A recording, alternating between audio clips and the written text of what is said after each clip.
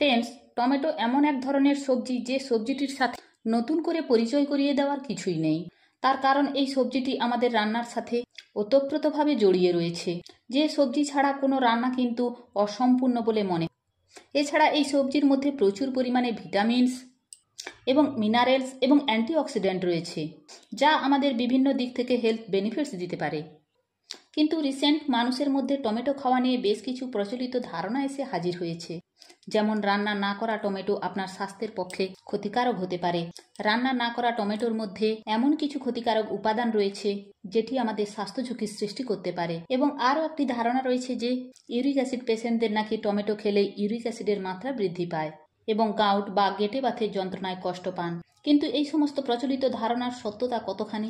আজকের ভিডিওতে মানুষের মধ্যে প্রচলিত টমেটো নিয়ে যে ধারণা রয়েছে সেই ধারণার সত্যতা যাচাই করার চেষ্টা করব এবং এই সত্যতা যাচাই করতে গিয়ে যে সমস্ত ইনফরমেশন আপনাদের সামনে তুলে ধরব, প্রত্যেকটি 100% বিজ্ঞানসম্মত ইনফরমেশন এবং একাধিক স্টাডি বা রিসার্চে প্রমাণিত হওয়া তথ্য। কিছুদিন আগে পর্যন্ত স্যালাডের প্রধান অঙ্গ ছিল কাঁচা বা রান্না না করা টমেটো, কিন্তু রিসেন্ট মানুষের মধ্যে একটা ধারণা এসেছে রান্না না করা টমেটো খেলে নাকি আমাদের বিভিন্ন প্রকারের স্বাস্থ্যের ঝুঁকি সৃষ্টি হতে পারে। এই প্রশ্নের আমরা প্রত্যেক দিন সম্মুখীন হচ্ছি। দেখুন, আপনাদের আমি জানিয়ে রাখি যে রান্না না করা টমেটোর মধ্যে এমন কোনো ক্ষতিকারক জিনিস বর্তমান থাকে না যেটি আপনার স্বাস্থ্যের পক্ষে ক্ষতিকারক হতে পারে। তবে হ্যাঁ, মেডিকেল সায়েন্স বলছে যে টমেটোর মধ্যে আপনার লাইকোপেন নামক বিশেষ এক ধরনের প্ল্যান্ট বেস কম্পাউন্ড রয়েছে। এই লাইকোপেন এক ধরনের পিগমেন্ট। লাইকোপেনের জন্যই কিন্তু টমেটোর রং লাল হয়। পেকে যাওয়ার পরে এই লাইকোপেন আমাদের শরীরে অ্যান্টিঅক্সিডেন্টের মতন কাজ করতে পারে এবং এই লাইকোপেন আমাদের লিভারকে প্রোটেক্ট করে রাখতে সাহায্য করতে পারে এবং আমাদের হার্টকে প্রোটেক্ট করে রাখে, আমাদের কিডনিকে প্রোটেক্ট করে রাখে, আমাদের ব্রেনকে প্রোটেক্ট করে রাখে।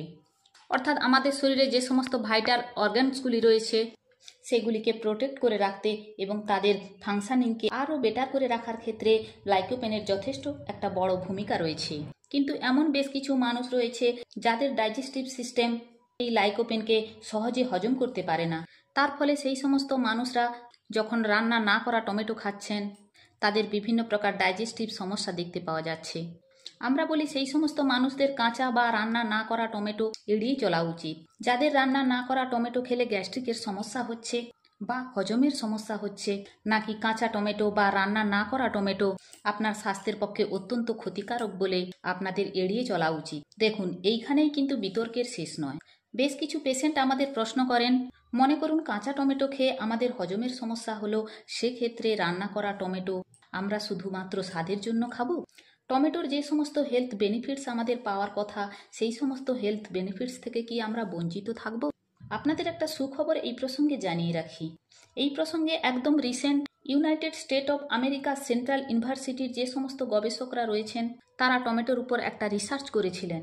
সেই রিসার্চে যে তথ্য উঠে এসেছে সেই তথ্যটি হলো টমেটোর মধ্যে যে লাইকোপেন রয়েছে, আপনি যখন মাত্র 2 মিনিট টমেটোকে রান্না করেন সেই লাইকোপেন প্রায় 54% পর্যন্ত বৃদ্ধি পায় এবং সেই টমেটোকে লো ফ্লেমে বা কম তাপমাত্রাতে যদি আপনি 30 মিনিট পর্যন্ত রান্না করতে পারেন তাহলে লাইকোপেনের মাত্রা প্রায় 164% পর্যন্ত বৃদ্ধি পেতে পারে। তবে এ প্রসঙ্গে একটা কথা বলে রাখি, আপনি যখন টমেটোকে রান্না করে খাবেন টমেটো থেকে যত পরিমাণ ভিটামিন সি পাওয়ার কথা ছিল তত পরিমাণ ভিটামিন সি কিন্তু আপনি পাবেন না। টমেটোর থেকে ভিটামিন সি এর ঘাটতি পূরণ করার জন্য আপনি সেই সমস্ত খাবারগুলি খাদ্য তালিকায় যুক্ত করতে পারেন যার মধ্যে প্রচুর পরিমাণে ভিটামিন সি রয়েছে।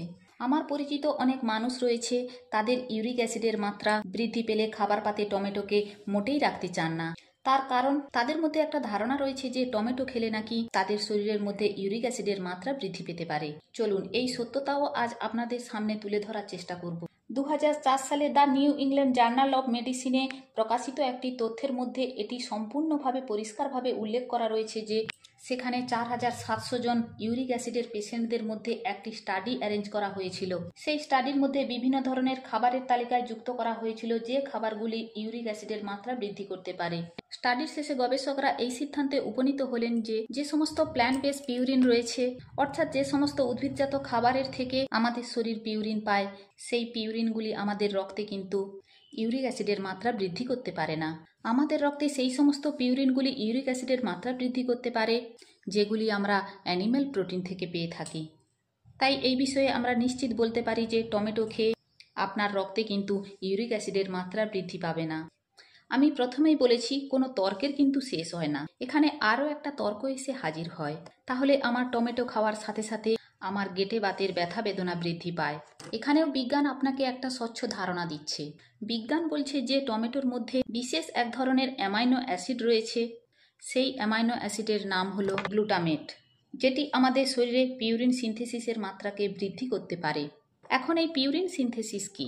দেখুন, আমরা যে সমস্ত পিউরিন রিচ খাবার খাচ্ছি, অর্থাৎ যে সমস্ত খাবারের মধ্যে পিউরিন রয়েছে, সেই পিউরিন আমাদের লিভারের মধ্যে, আমাদের ইন্টেস্টাইনের মধ্যে এবং আমাদের ভাস্কুলার এন্ডোথেলিয়ামের মধ্যে সেই পিউরিন সিনথেসিস হয়, অর্থাৎ সেই পিউরিন ব্রেকডাউন হয় এবং এটি ইউরিক অ্যাসিডে রূপান্তরিত হয়। অতএব এটা আমরা বলতে পারি পিউরিন সিনথেসিসের ক্ষেত্রে এই গ্লুটামেট আপনার অনুঘটকের মতো কাজ করে, কিন্তু এটি সবার ক্ষেত্রে সমানভাবে প্রযোজ্য নয়। যদি টমেটো খেয়ে আপনার গাঁটের ব্যথা বৃদ্ধি পাচ্ছে বলে আপনার মনে হচ্ছে, সেক্ষেত্রে আপনি টমেটো এড়িয়ে চলবেন। যদি আপনার ইউরিক অ্যাসিডের মাত্রা বেশি থাকা সত্ত্বেও আপনার শরীরে কোনো প্রকার কোনো লক্ষণ আপনি দেখতে পাচ্ছেন না, সেক্ষেত্রে টমেটো এড়িয়ে যাওয়ার কোনো প্রয়োজন নেই। যদি আমার ভিডিওটা ভালো লেগে থাকে তাহলে প্লিজ একটা লাইক দেবেন এবং সাবস্ক্রাইব করে পাশে থাকার অনুরোধ রইল।